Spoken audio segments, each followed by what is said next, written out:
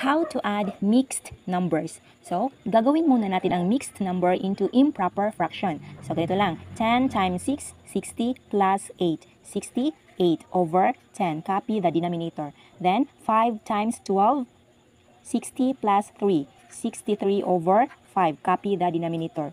At dahil dissimilar fraction sila kasi magkaiba ang kanilang denominator, hahanapin muna natin ang common denominator nila. So, find the LCM or least common multiple. So, ito, 10 and 5.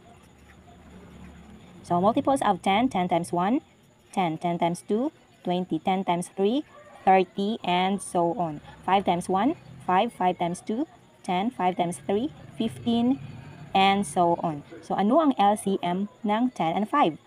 So, ito, 10. Ibig sabihin, ang 10 na ang magiging bagong denominator. So, dito tayo. Maghanap tayo ng numero na kapag minultiply natin sa 10 ay magiging 10. So, 1. Then, copy lang natin sa numerator. Then, maghanap tayo ng number na kapag minultiply natin sa 5 ay magiging 10. So, 2. Then, copy sa numerator. Then, multiply. 68 times 1, 68. 10 times 1, 10. 63 times 2, 126. 5 times 2, 10. At dahil similar fractions na sila kasi magkapareho na ang kanilang denominators, so pwede na natin silang i-add. Ito, 68 plus 126. 8 plus 6, 14. 6 plus 1, 7 plus 2, 9. Bring down 1.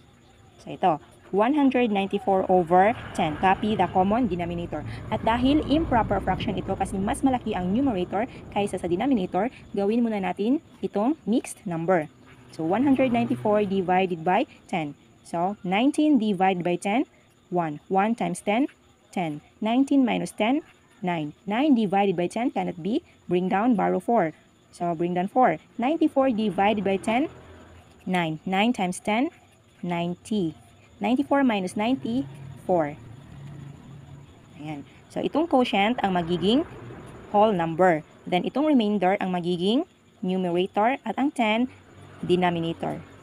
So, final answer is 19 and 4 over 10. Pero, hindi pa pala siya final kasi mayroon pa pala siyang GCF or greatest common factor. So, anong number na divisible both sa 4 and 10?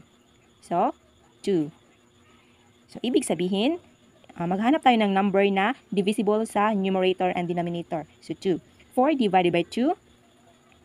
Dito tayo. 2. 10 divided by 2. 5.